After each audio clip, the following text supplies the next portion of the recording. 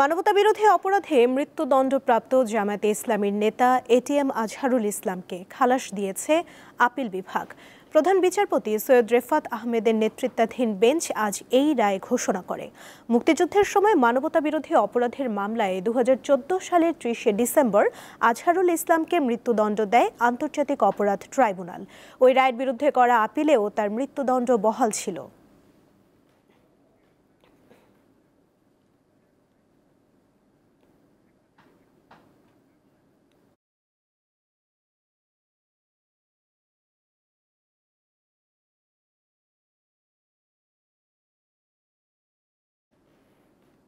Supreme কোর্টে রয়েছেন সহকর্মী আজিজুল ইসলাম, তিনি যোগ দিচ্ছেন এই মুহূর্তের খবর নিয়ে। আজিজ, জামায়াতের নেতা এটিএম আজহারুল ইসলামকে খালাস দেয়া রায়ের বিস্তারিত জানান।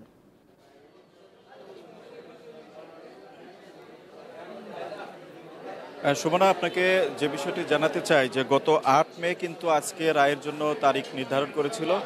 আপিল বিভাগের শুনানি শেষে কিন্তু আজকে রায়ের জন্য দিন নির্ধারিত ছিল। আজকে আদালতের আসলে সময় নির্ধারিত সময় যেটা জানি যে 9টায় আসলে আদালত বসে থাকে, কিন্তু আমরা দেখেছি যে 9:49 প্রধান বিচারপতির নেতৃত্বে 7 বিচারপতির বেঞ্চ কিন্তু আদালতের কার্যক্রম শুরু হয় এবং আদালত কিন্তু খুব সংক্ষেপেই রায়টি ঘোষণা করেছে এবং যেটি বলেছে যে তাদের যে খালাস চেয়ে যে আপিল করা হয়েছিল সেই আপিলটি মঞ্জুর করা হলো, এমনটি কিন্তু বলে দিয়েছে। এর ফলে আসলে যেটি দাঁড়ায় যে ফাঁসির যে দণ্ডপ্রাপ্ত ছিল এটিএম আজহারুল ইসলাম, তাকে কিন্তু এর মাধ্যমে কিন্তু খালাস দিয়েছে দেশের সর্বোচ্চ আদালত।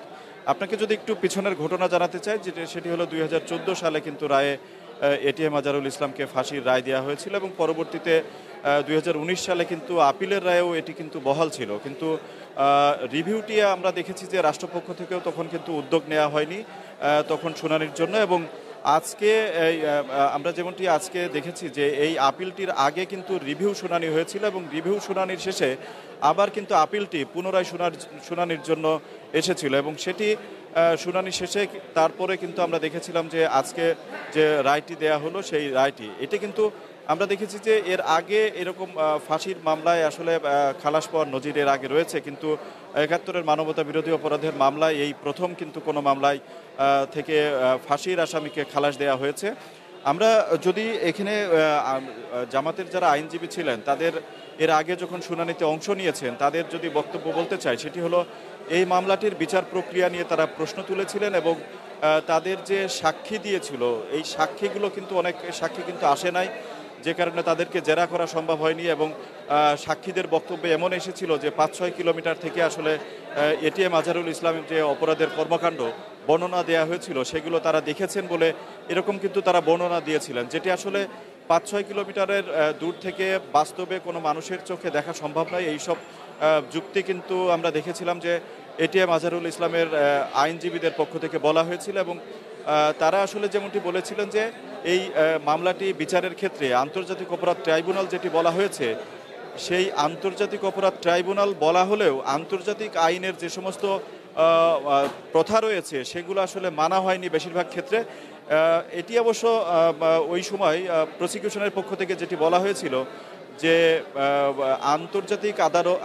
আন্তর্জাতিক অপরাধ আদালত হলেও এটি যেহেতু আমাদের একটি অভ্যন্তরীণ আদালত, সেই কারণে আন্তর্জাতিক আইন মানার বাধ্যবাধকতা নেই, এমনটি বলা হয়েছিল। আর যদি আপনাকে একটু জানাতে চাই, এখানে কিন্তু আমরা দেখেছিলাম যে 1256 জনকে আসলে হত্যার অভিযোগ আনা হয়েছিল, এছাড়া 17 জনকে অপহরণ, 13 জনকে আটক, নির্যাতন এবং শত শত বাড়িঘর পুড়িয়ে দেওয়ার অভিযোগ আনা হয়েছিল। যদিও জামাতের পক্ষ থেকে কিন্তু বরাবরই দাবি করে আসা হচ্ছিল যে এটি আসলে রাজনৈতিক উদ্দেশ্য প্রণোদিতভাবে এই বিচার কার্যক্রম চালানো হয়েছে এবং এটিএম আজহারুল ইসলামকে সর্বোচ্চ সাজার যে রায় সেটি দেওয়া হয়েছিল।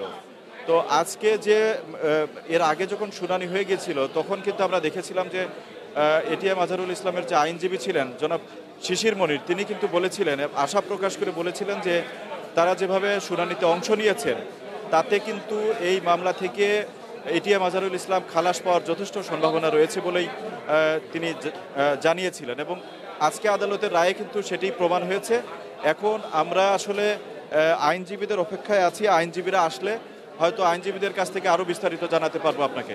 সুমনা, সুপ্রিম কোর্ট থেকে যুক্ত ছিলেন সহকর্মী আজিজুল ইসলাম।